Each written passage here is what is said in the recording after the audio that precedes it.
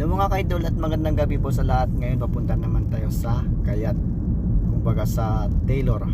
Ayun mga kaidol, galing na kami doon, dinaanan lang namin. Sabi niya balikan mo na lang. Kaya yun talaga, wala tayong magawa mga kaidol, kasi ang utos nila balikan, edi balikan na lang. Kung para sa akin lang sana yun, no, edi maghinto na lang ako. Nadaanan lang naman eh, nasa tabing daan lang naman yung Taylor kung saan sila magpapatahi.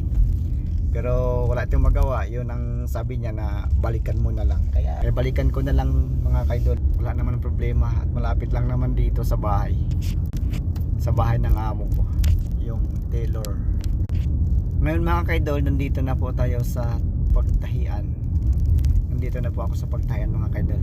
Kaya okay na muna at maraming salamat. Pero tingnan muna natin yung yung Taylor na sinabi ko.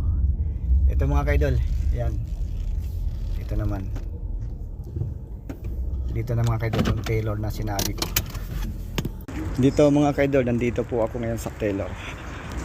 Ayun, yung Taylor na sinabi ko. Yam yam, mashallah, mashallah, mashallah. Ayan.